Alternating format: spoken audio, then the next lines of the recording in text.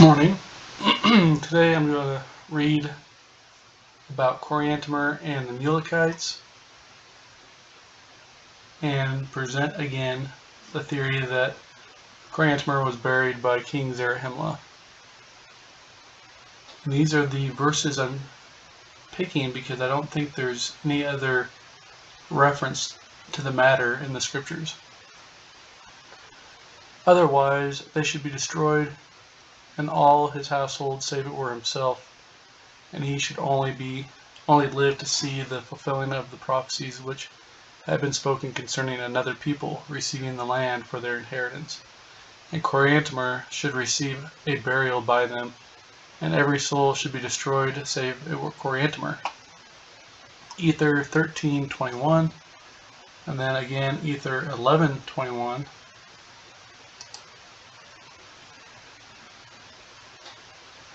And that the Lord would send or bring forth another people to possess the land, by the power after the manner by which he brought their fathers. Aha, okay. And then Omni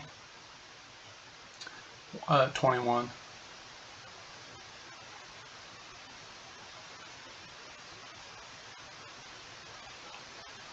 Okay. Just go ahead and go there. We'll go up a little bit.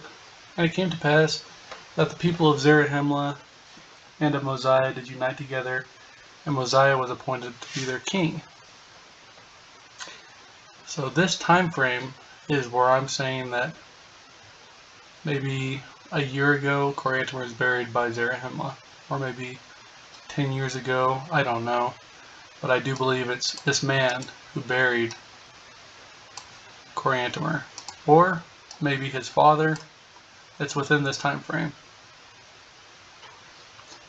And it came to pass in the days of Mosiah there was a large stone brought unto him with engravings on it, and he did interpret the engravings by the gift and power of God.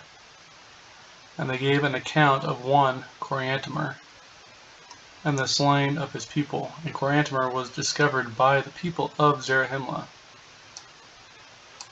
And he dwelt with them for the space of 9 moons. I'll go ahead and read this. It also spake a few words concerning his fathers, and his first parents came out from the tower at the time the Lord confounded the language of the people. And the severity of the Lord fell upon them according to his judgment, which are just, and their bones lay scattered in the land northward. Okay. So let's say Zarahemla was the prince, or let's say he was the very young king, and within the first year of him becoming king. This is speculation, of course, but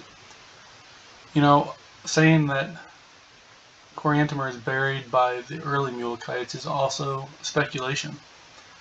I just wanted to present this because there's nothing in here that says that has to be the case. And here it says their bones lay scattered in the land northward. And Moroni says on the topic that they fought on the same hill at Cumorah. So if their bones are out there scattered,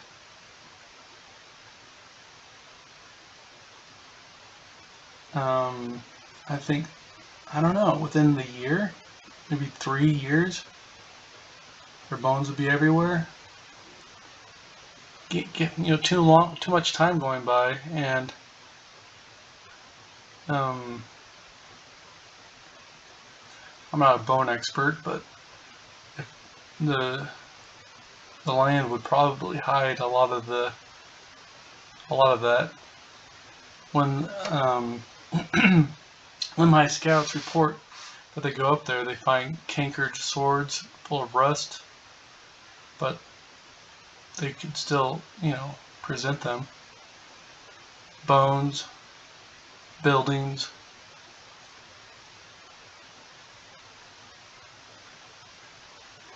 as if they were the first people to go up there since the battle.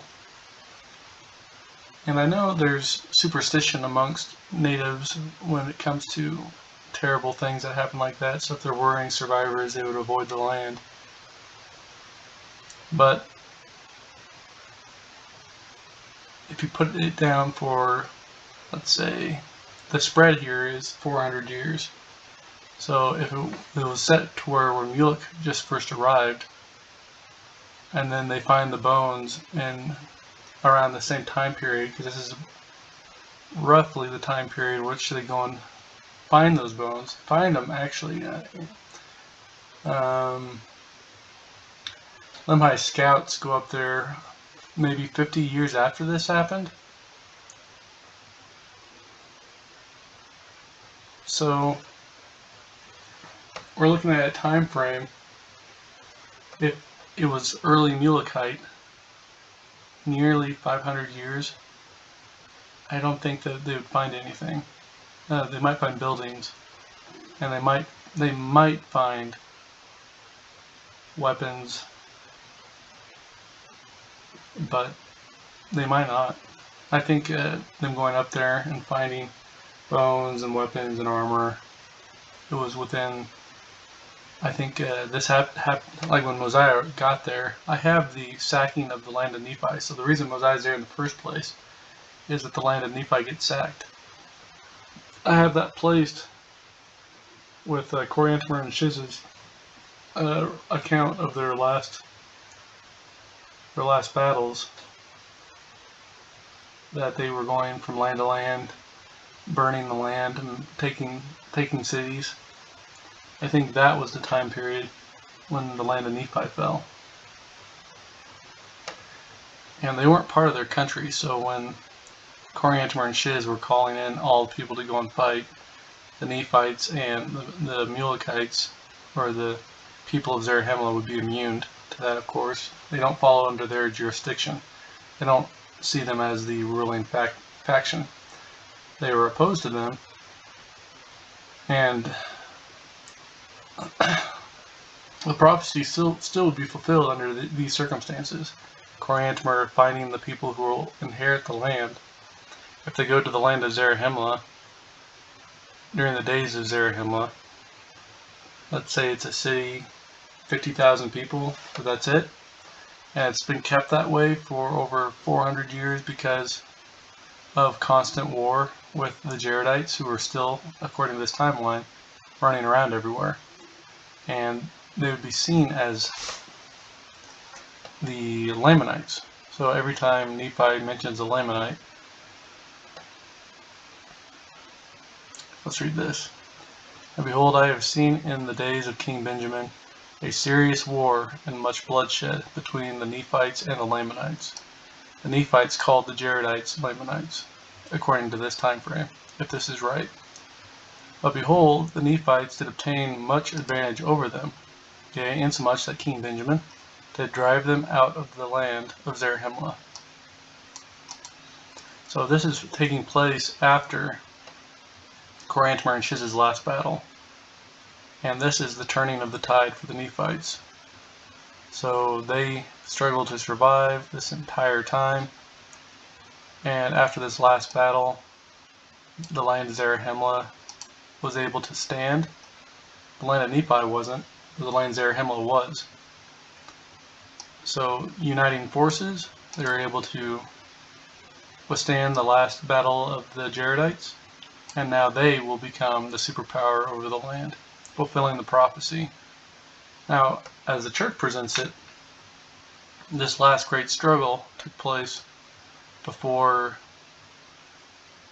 the Nephites and the Mulekites even showed up. And there's no evidence pointing more or less than that has to be the case. So if you stand on that principle, that that's the case, that's fine. But I can stand on this principle and it'd be the same evidence for both scenarios. Anyway, that's what I have for today. Thanks for watching.